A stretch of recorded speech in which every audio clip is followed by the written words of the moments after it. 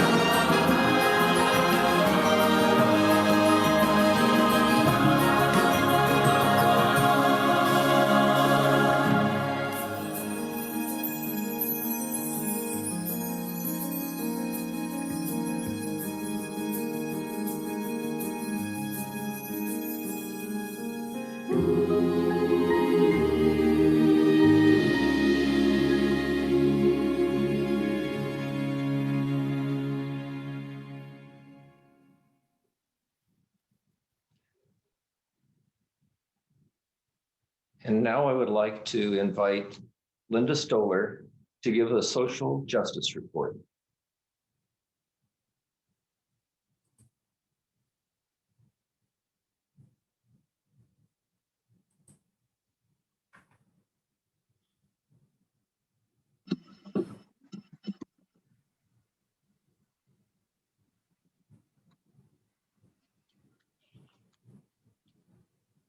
Good morning.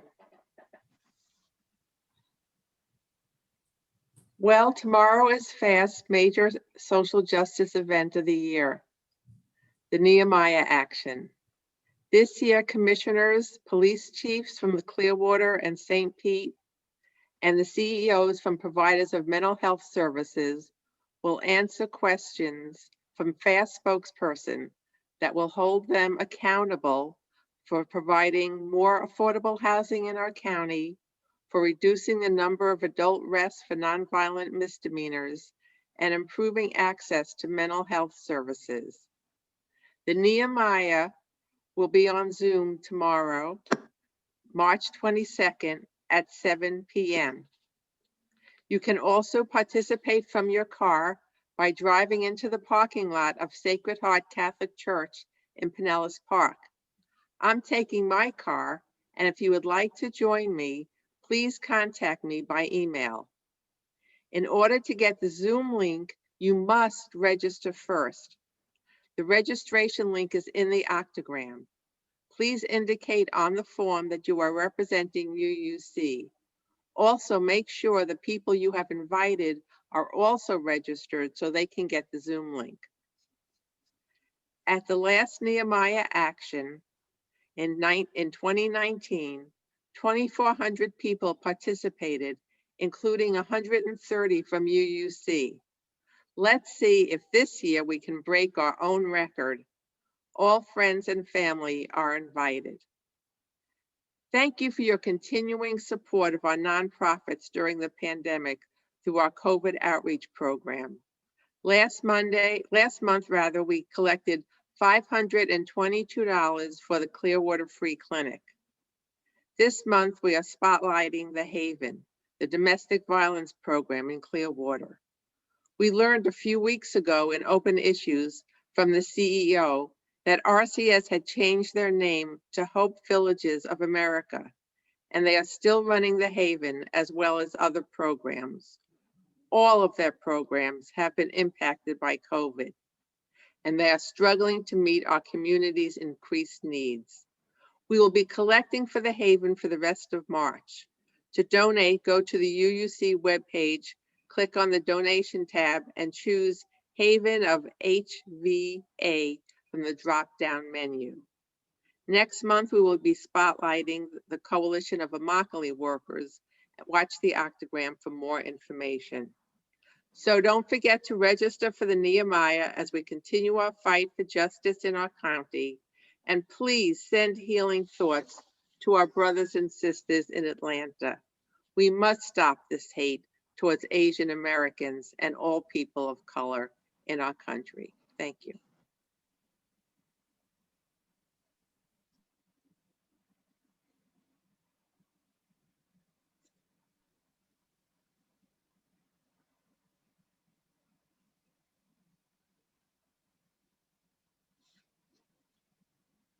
Now let us come together in worship. May you be peaceful and joyful and recognize that your senses are sacred thresholds.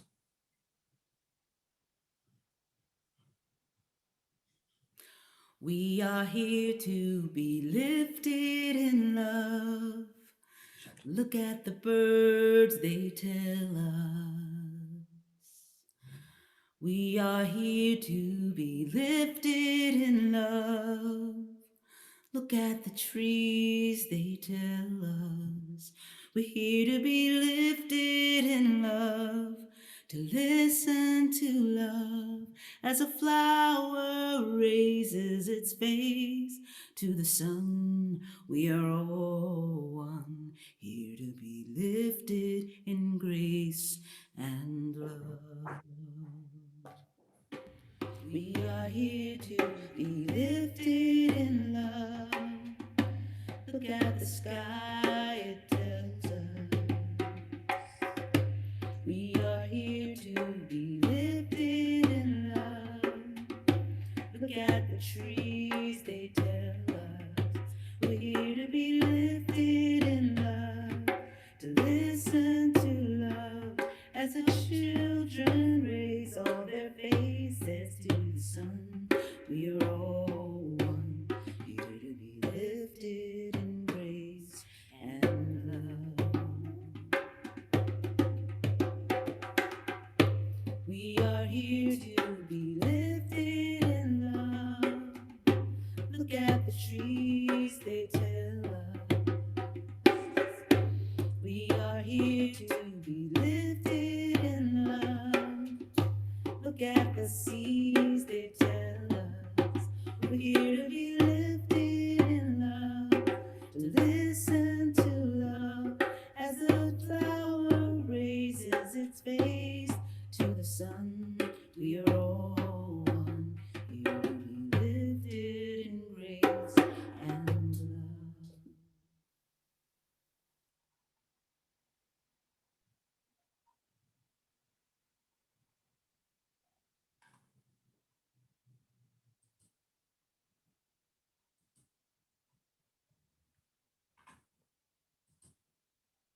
Now let us come together in worship.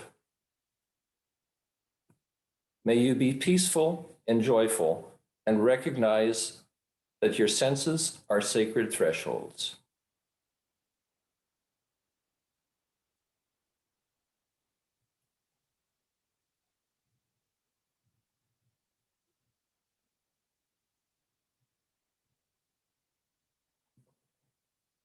Dave is muted.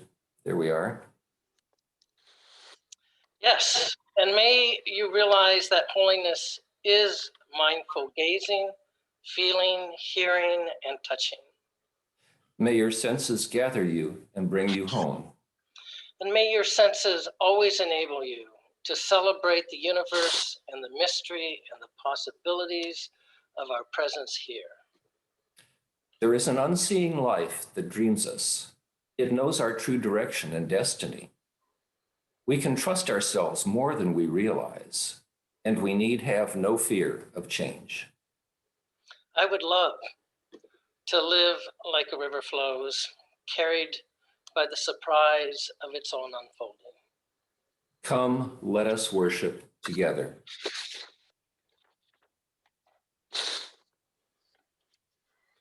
And let us have now the time for all ages. Today we're talking about the Beacon Food Forest Gardens and interviewing Jungle J. Hardman. I was an archaeologist, and the idea was one that was generated when I had an epiphany in the field about the long sweet spot in our human evolution between the jungle hut, where it was dangerous in nature, and the temple edifice, where it was dangerous in civilization. Now, it took a long cultural evolution for that to happen. And in the middle of it, when it wasn't so dangerous in nature and you couldn't go out with the jaguar at night because there were enough of us, but there weren't so many of us that it became complicated, and greed entered the picture, and warfare and those kind of things, that there was a long period within that where it was paradise. And it had to do with community, reciprocity, and abundance. All of those things are still available to us, even with close to 9 billion people on the planet. And so if we just nurture that, then we can go back in sort of microcosm to that sweet spot where there was no man's inhumanity to man. It was all reciprocity all the time. And it was the garden and the development of gardens in that evolution that allowed for the fluorescence of culture, music. We had time on our hands, so we could develop ideas and more technology. Now, technology is a double-edged sword, so it led to what we see today here, which is many layers of consumption with few layers of production, and that leads to conflict, always, in every society since. And now there are many, many of us. So what my hope was to create a demonstration. And so we started here in this very spot where I'm standing, and in a morning, through social media and my friends on Facebook, we had a crowd of people show up with trucks of manure and seaweed and all kinds of things to do what we call a permaculture sheet mulch compost, which mimics exactly what was going on in those jungle gardens. So, and to that end, I'll just show you, this is, it's early in the spring, and already I have a bumper crop of tomatoes and peppers and eggplant and collards that are already coming in. But we also have things like longevity spinach. So my commitment actually comes from my passion. And then once I got here to start introducing that passion, I found out about the mission and the vision. As a matter of fact, I was a participant as my second or third time here. I was a participant in the visioning exercise that developed our current mission and vision. And they are so congruent with the mission and vision that I brought here with this idea to serve the wider community, social justice, and all those things, that it was a no-brainer. And so despite some hiccups, my commitment is unchanged. And this place is still the best place to do it. But my great hope is that I have been actively attracting new young people back to the garden through the pandemic. And my great hope is that now when things open up again, we can have that radical welcoming and integrate our congregation with this new group of young people that are coming with their interest in these kinds of themes, and integrate them into our congregation.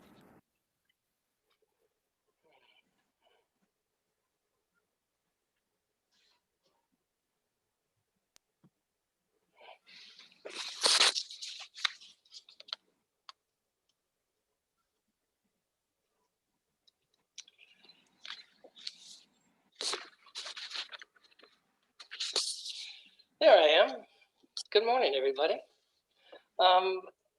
Last Sunday, we were in the sanctuary for the first time to mark the anniversary of when we had all been together in the octagon. And look, we're not today. Actually, this is my new home from which I speak. And no, we would have been in the octagon this Sunday, but guess what? We've got Wi-Fi issues in the octagon, and so we wanted to make sure that we would bring you a full service today. And so once again, we are broadcasting from our own locations and our own homes. So, change is about, it's keeping what it keeps us doing. We're not unlike that garden we just heard and saw, this being the first, day in spring,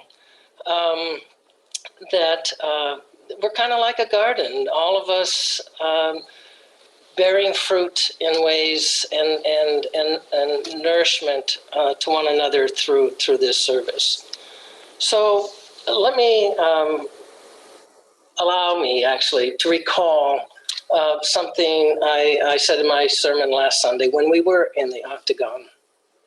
I said to all of you, I said, we have arrived in that place, in that time, made whole, grounded in living our values as best we can, working at times, made whole, struggling to stay faithful to our values and to our principles because of a commitment that we made to one another, to walk beside each other, and in so doing, hold one another in the same light as the chalice that we saw lit this morning.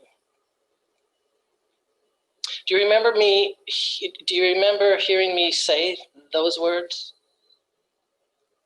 But do you also remember that I said this? There have been moments when that's not been easy. And indeed, I said, I can promise you that there will always be such moments ahead of us.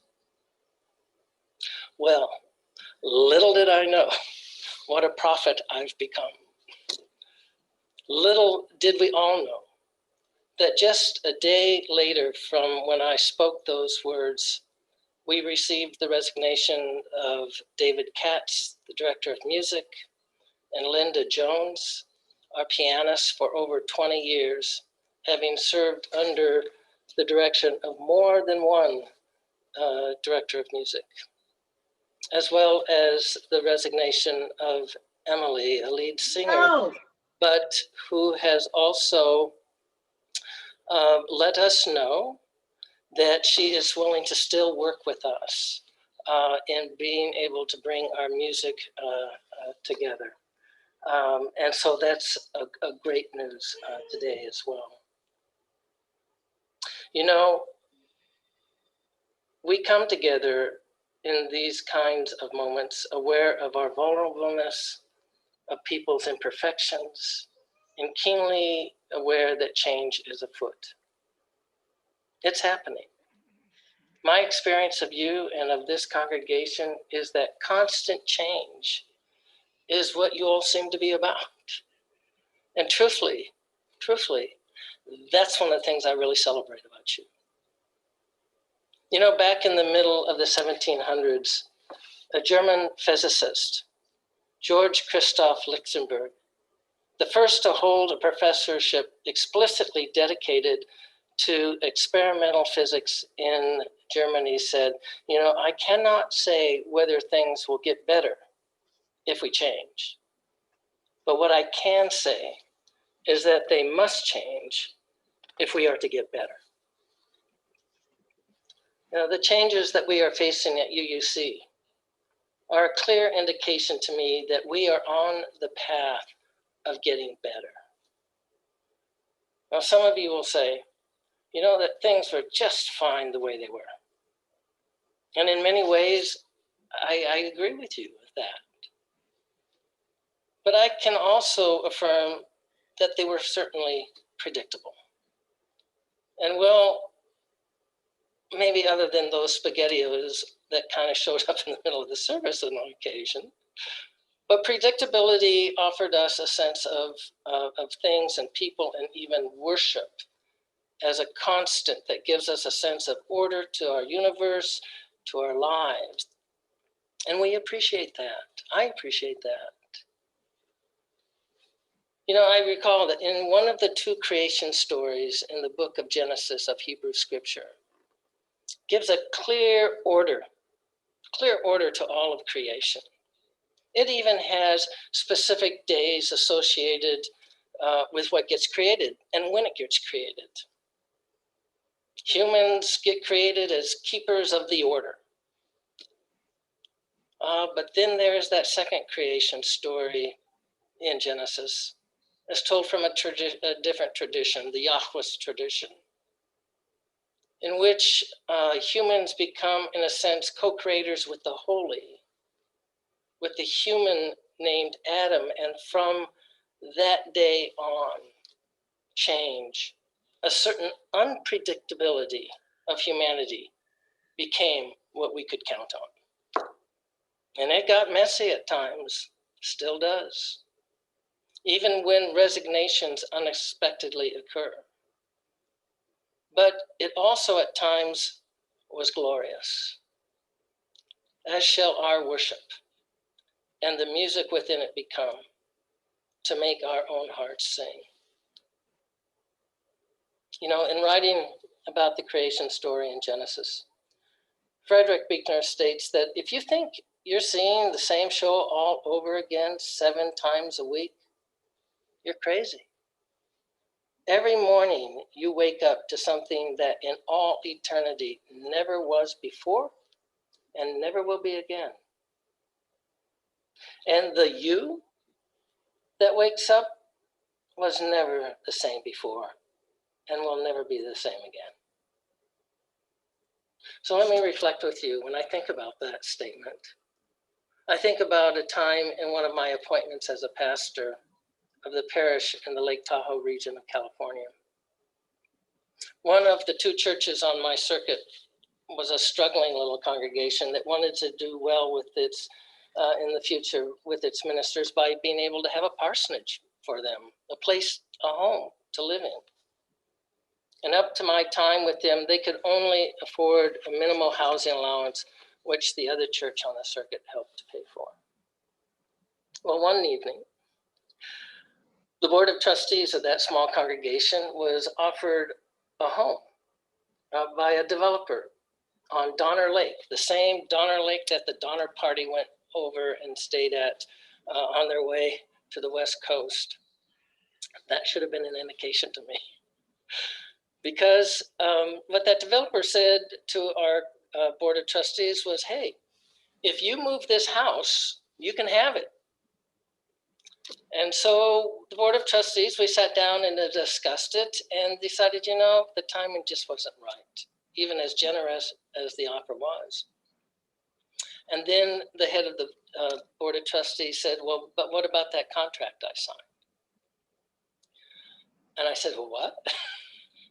He said, yeah, I signed a contract that we would take the house. I said, well, please go back and call that developer and let them know we're not able to do that.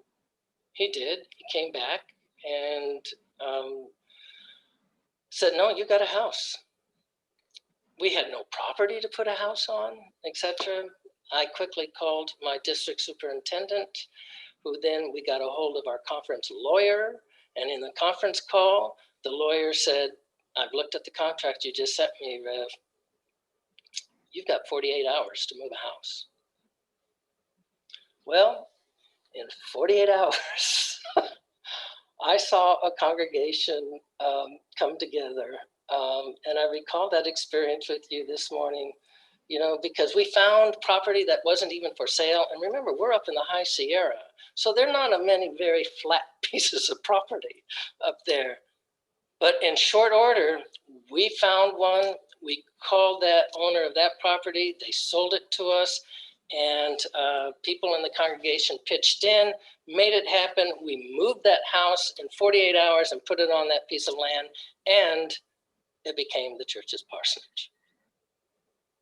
Now, I recall that experience with you this morning as a way to say that what at first appears as out of order, out of the ordinary, out of the predictable, a hope, a dream envisioned, a new creation became possible that would never otherwise have been.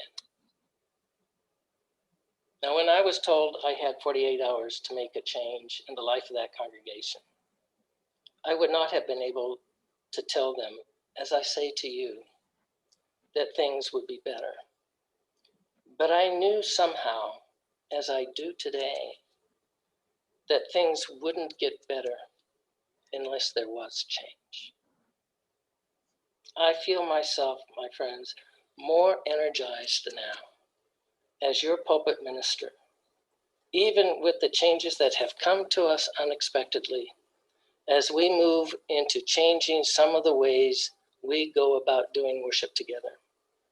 Music, storytelling, the creative artistic talents that some of you have already approached me with. We are changing it up, and we're changing it up a bit, as you can already see. I can only promise that what we do together here on Sunday mornings will only get better if we make these changes. So our changes come to us as sources of joy.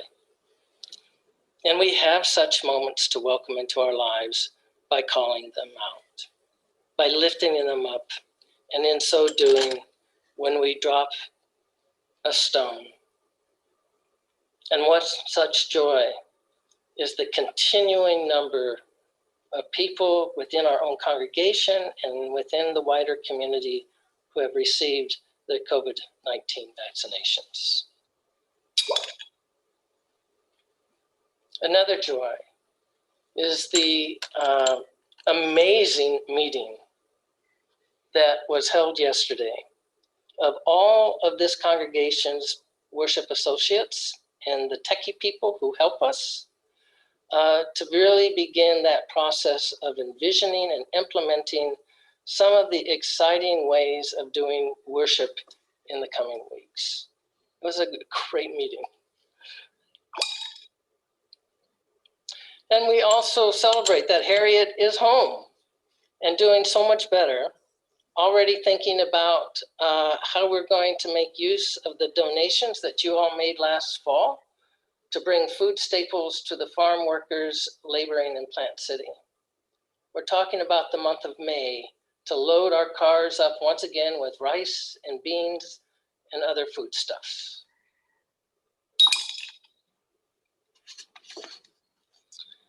But in the midst of such joys, there are personal and community sorrows that accompany our times of joy and the joys that see us through sorrow.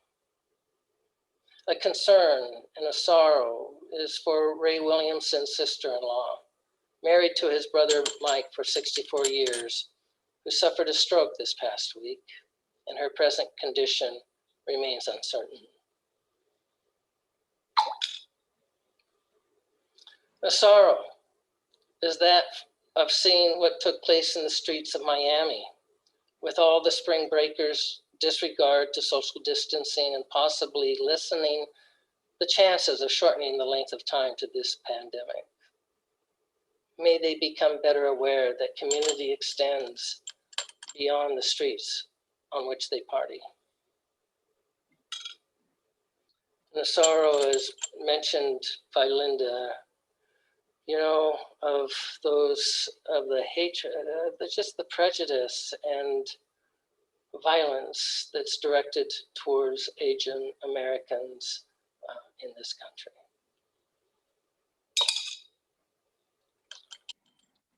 And we drop another stone to hold one another, especially our chorale members, who may feel the resignations of this past week most keenly. And in so doing, may their hearts and their heads be lifted up to see beyond this moment and to lay hold of that loving creative talent that exists within them, so to be encouraged to express and share it in the days ahead in full measure. And finally, let us sound a bell to be in silence for a moment, keeping all that we have named here, and those we name with sealed lips, those things for which we have joy, and those for which our joys hold even our sorrows.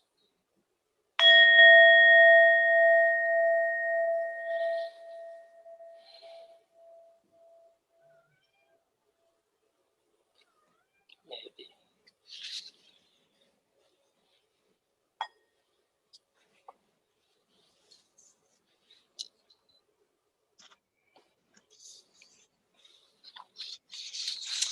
Ray, you're muted.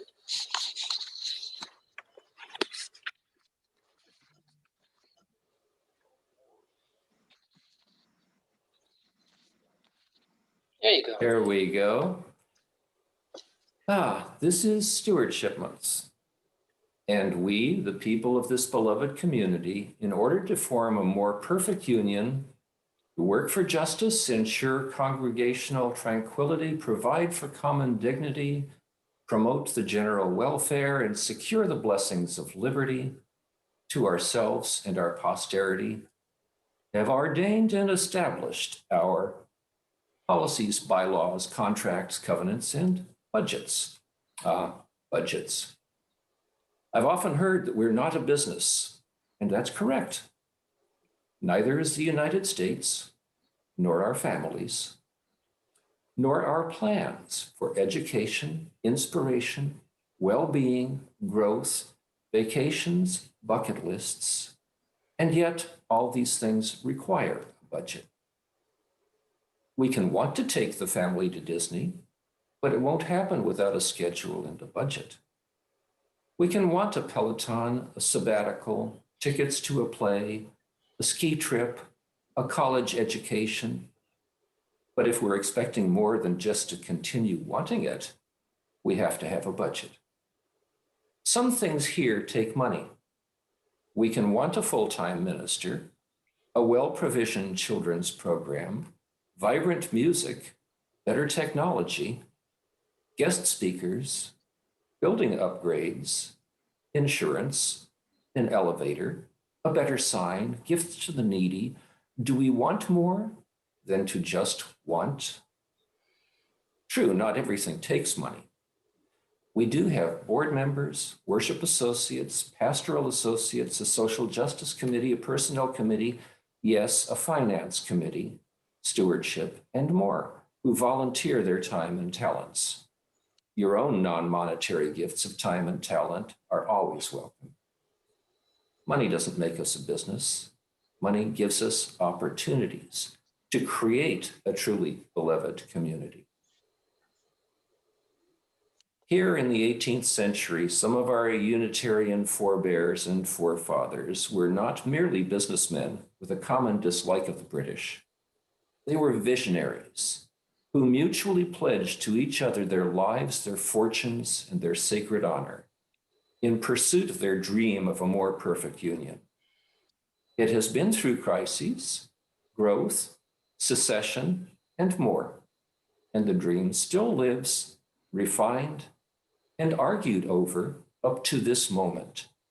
It means more than the cover of our passport that we're Americans, much more. Are we here more than a gathering of people with common leanings? Or do we share a dream of our beloved community? Are we, as UUC, a club of like-minded people or a beloved community proud of and committed to our dreams? Are we willing, on our honor, to pledge generously in pursuit of a more beloved community, one that supports us and the wider community? I have faith in that vision. The offering will now be given and received.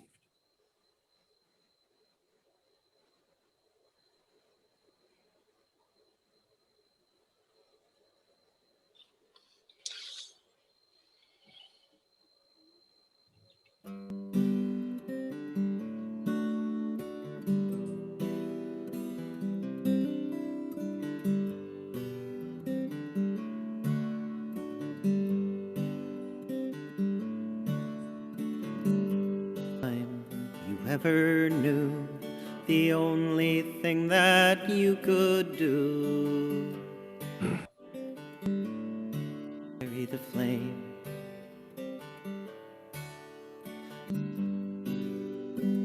Through the land, you held your spirit in your hands and carried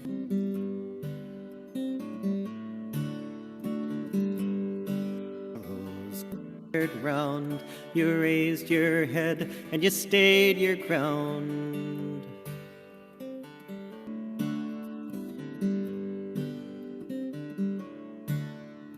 Endless days of the hardest living, you kept on loving, kept on giving, you kept on.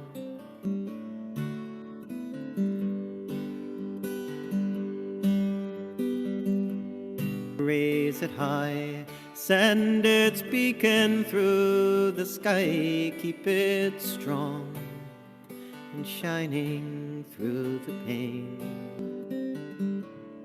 Let it rise and let it grow, let it light the world, you know, let it glow.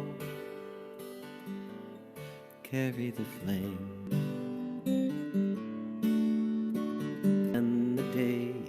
Done at last, we take on the spark you've passed.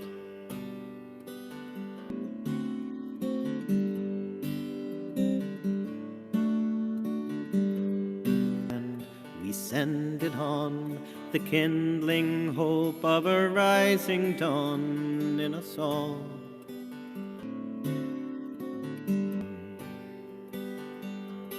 Carry the flame, raise it high, send its beacon through the sky, keep it strong through the pain. Let it rise and let it grow, let it light the world, you know, let it glow. Carry the flame. Nurses, doctors, teachers, we are children, parents, preachers, and we all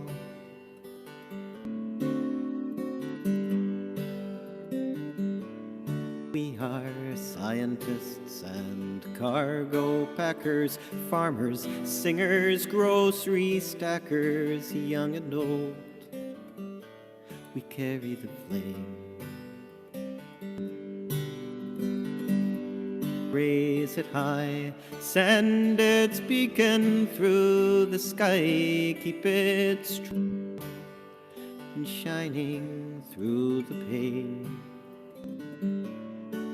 Let it rise and let it grow, let it light the world, you know, let it glow. Be the flame. Let it glow. Be the flame.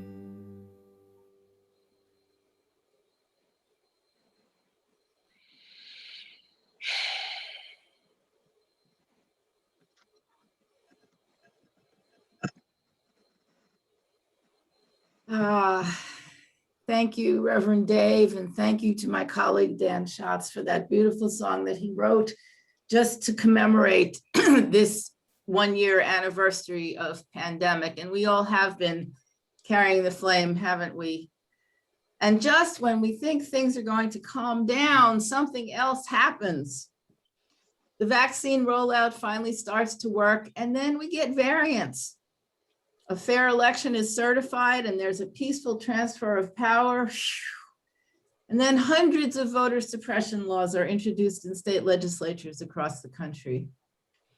We bask for a moment in the glow of leadership that offers us civility, tolerance, and compassion. And then the Atlanta spa shootings happen. The world continues to both challenge us and heal us. This congregation continues to both challenge us and heal us. Life continues to challenge us and heal us. So what are we to do? I thought it might be helpful to invoke the spirit of Theodore Parker, a fiery and fiercely intelligent 19th century transcendentalist Unitarian preacher.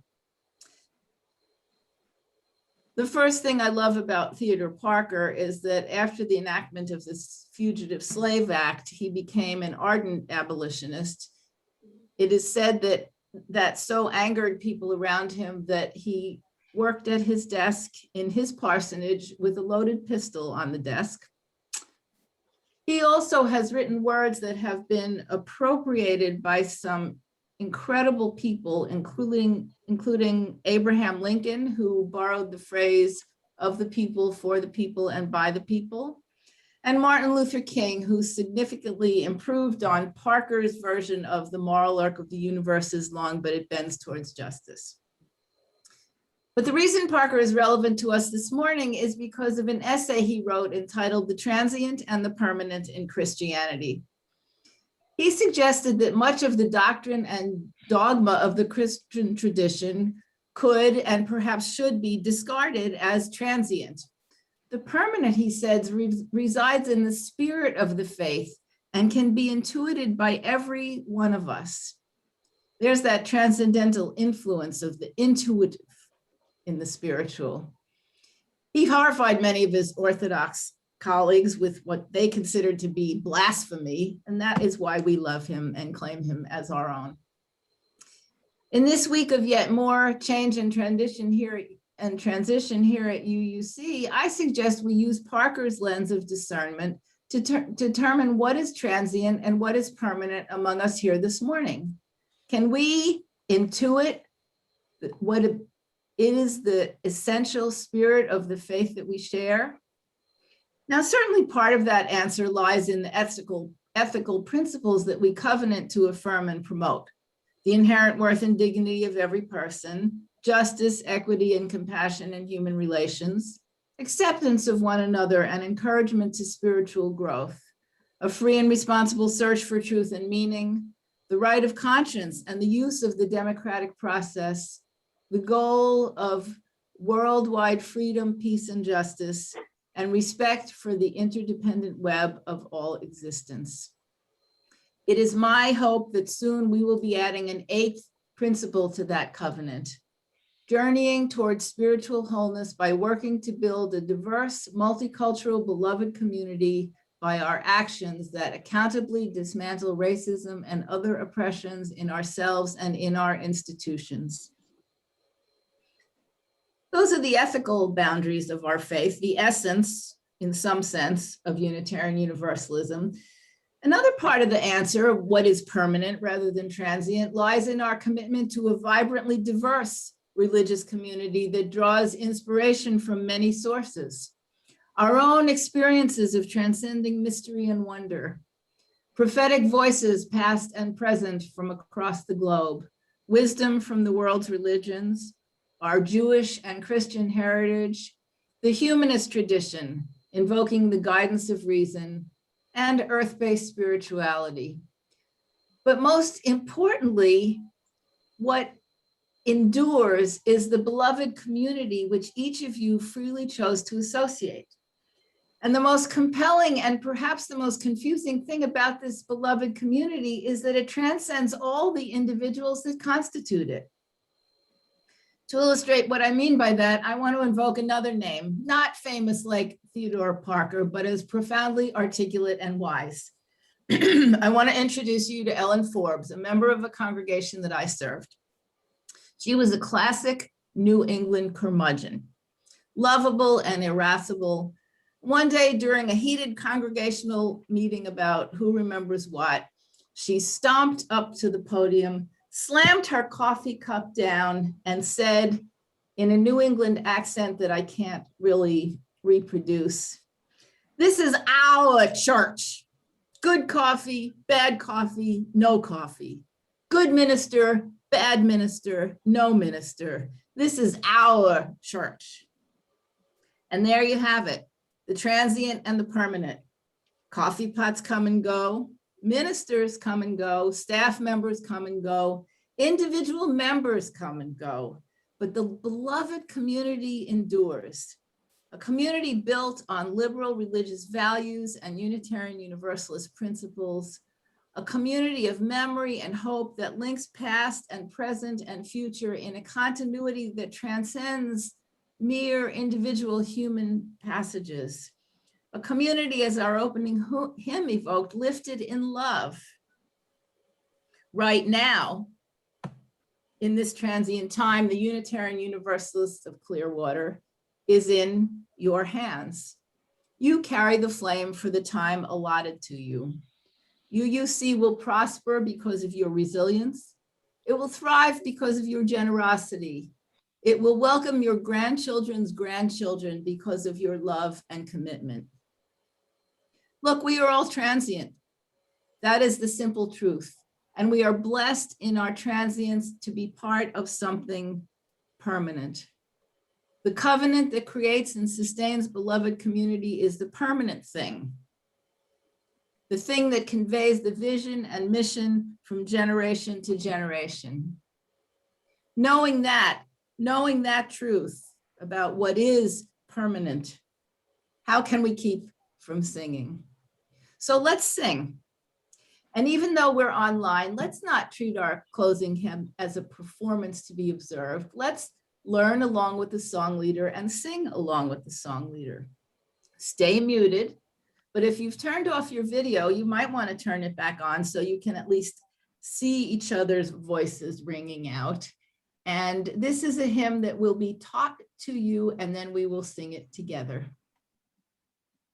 Jeremy?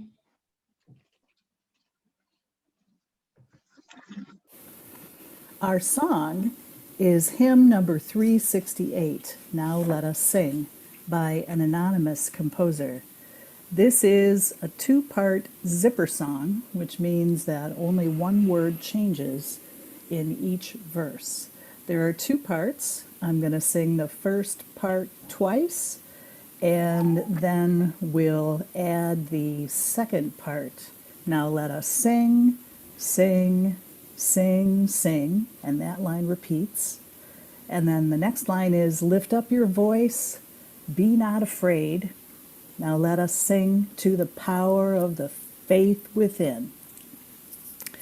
And the second part is sing to the power of the faith within. Sing to the power of the faith within. Lift up your voice, be not afraid. Let us sing to the power of the faith within. Let's go. Yeah. Now let us sing, sing, sing, sing. Now let us sing, sing, sing, sing. Lift up your voice, be not afraid. Let us sing to the power of the faith within. Now let us sing, sing, sing, sing. Now let us sing, sing, sing, sing. Lift up your voice, be not afraid. Let us sing to the power of the faith within. Now let us sing to the power of the hope within. Now let us sing to the power of the hope within. Lift up your voice, lift up your voice. Be not afraid, be not afraid. Let us sing to the power of the hope within. Now let us sing to the power of the love within. Now let us sing to the power of the love within. Lift up your voice, lift up your voice. Be not afraid, be not afraid. Now let us sing to the power of the love within. Now let us sing to the power of the joy within. Now let us sing to the power of the joy within. Lift up your voice, lift up your voice. Be not afraid, be not afraid. Let us sing to the power of the joy within.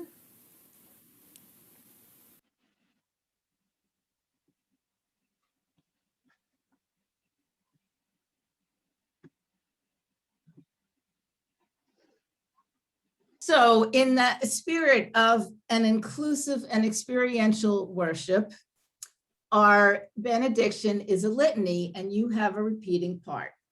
After I read each phrase, I will point to you, and you will all say together, we are connected. Despite distance and fear, we are connected.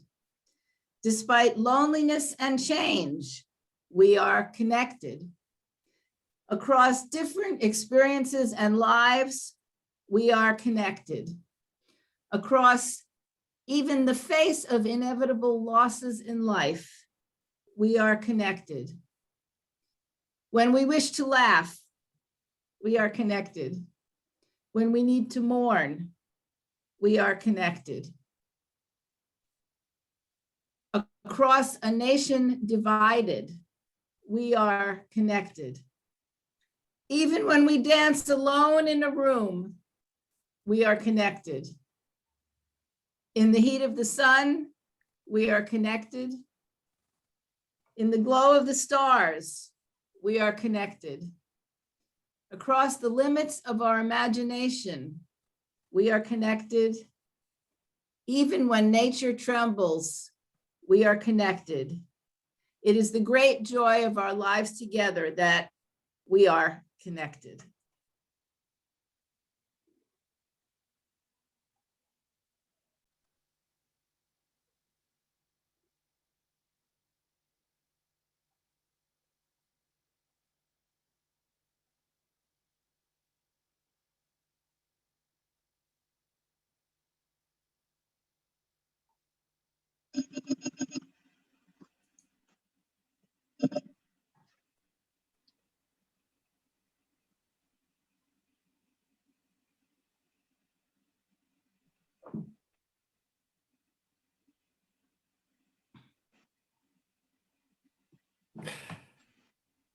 Go now in peace.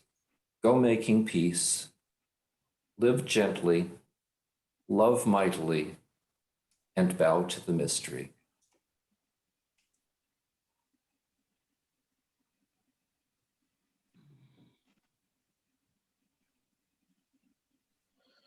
Thank you all.